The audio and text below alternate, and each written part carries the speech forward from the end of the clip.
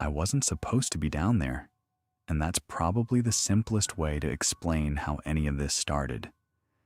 I work maintenance, nothing glamorous, mostly inspecting old infrastructure, checking for water damage, structural issues, things most people never think about. The city contracts out jobs nobody else wants, especially in places that haven't been touched in decades. And that night, I was sent to inspect a section of tunnel that didn't show up properly on the updated maps, which already should have been a red flag. The paperwork labeled it inactive, which usually just means abandoned. So I didn't think much of it at the time. I brought a flashlight, a headlamp, and a thermos of bad coffee. And at first, everything felt normal.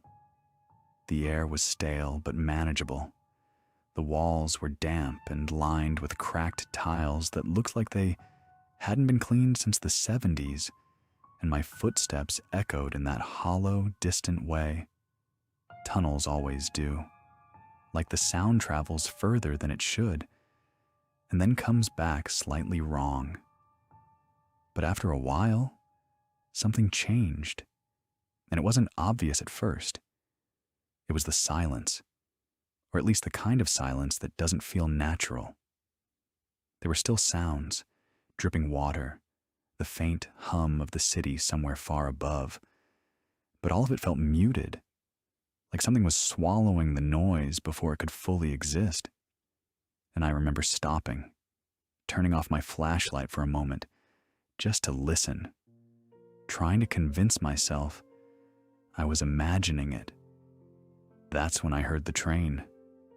It was far away at first, just a low metallic rumble that rolled through the tunnel like distant thunder. And I frowned, because according to everything I'd been told, this line was completely shut down, which meant there shouldn't have been anything moving down there at all. I told myself it had to be another line nearby, because sound carries in strange ways underground. But even as I thought that, I found myself walking toward it. I don't really know why. Curiosity, maybe, or maybe something else I don't want to think too hard about. The tunnel sloped downward, and after a few minutes, I noticed something that made me slow down without even realizing it at first.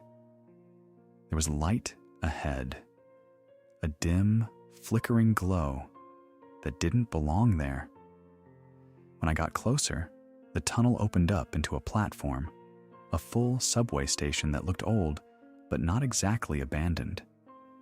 The overhead lights buzzed and flickered, casting a sickly yellow glow over everything. The tiles were stained and broken in places, exposing dark concrete underneath.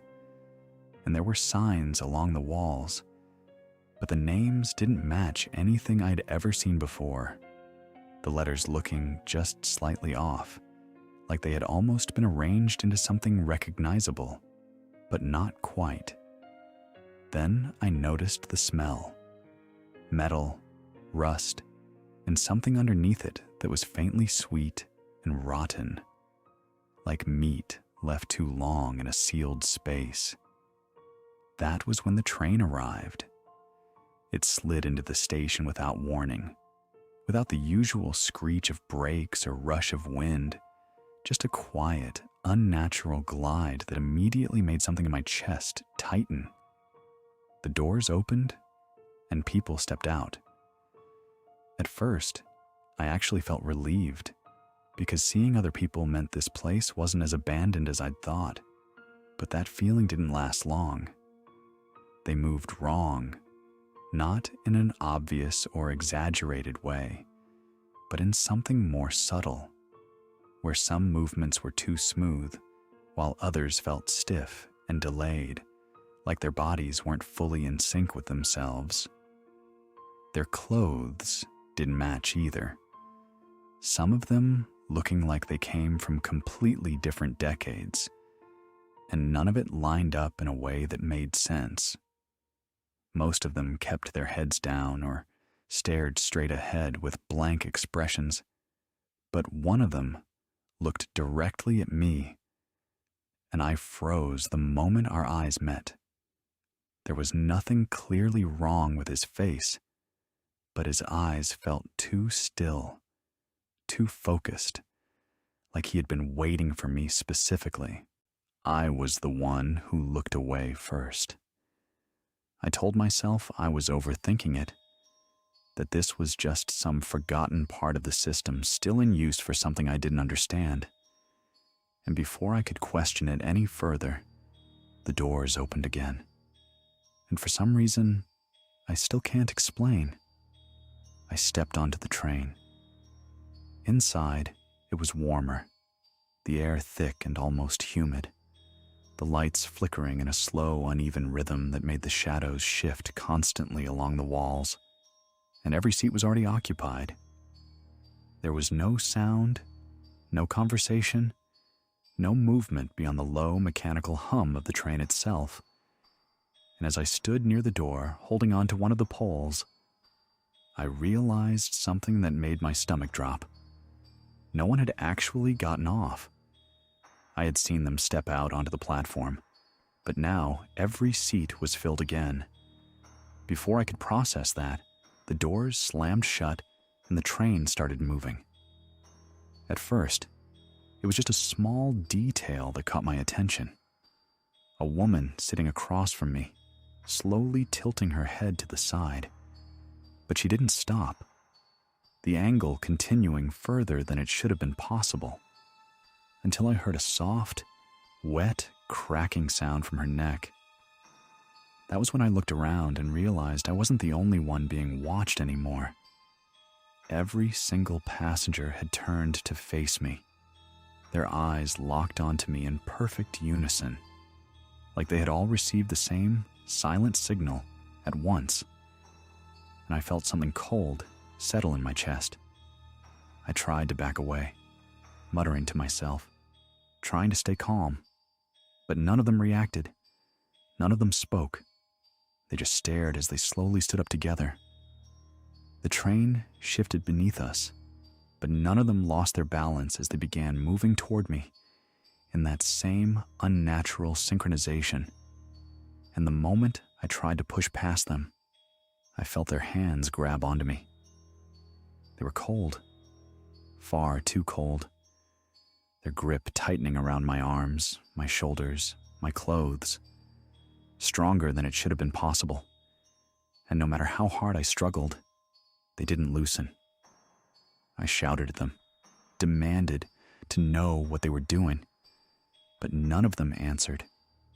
And when one of them leaned closer, I could smell that same sweet, rotting scent on his breath. "You're not supposed to get off," he said, and his voice didn't match his face, sounding layered, like multiple voices speaking at once but slightly out of sync with each other. That was when panic fully took over. I thrashed, kicked, fought as hard as I could, and somehow managed to pull one arm free, swinging blindly until I felt something give, just enough for me to break loose. I ran without thinking, slamming into the door and hitting the emergency release. And for a moment, nothing happened, which felt worse than anything else.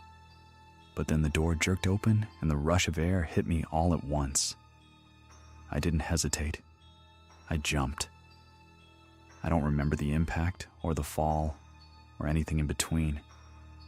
The next thing I knew, I was lying on the platform, staring up at those same flickering lights, completely alone. There was no train, no passengers, nothing but the echo of dripping water and that same suffocating stillness. And as I slowly sat up, I realized my entire body ached. My arms were covered in bruises, distinct finger-shaped marks pressed into my skin. My shirt was torn, and my watch was gone. I didn't stay there long.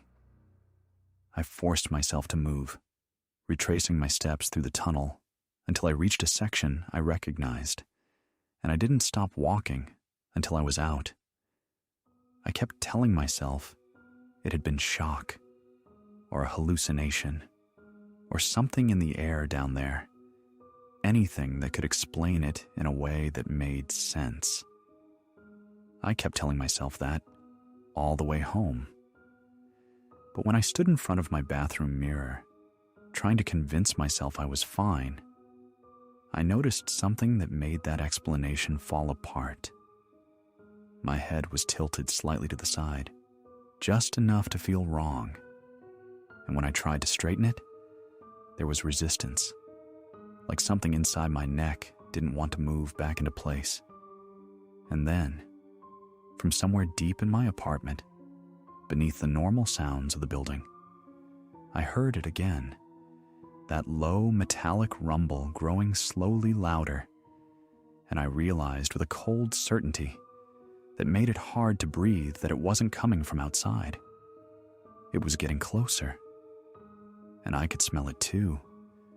That same mixture of rust and something sweet and rotten, like it had followed me all the way back, like it knew where I lived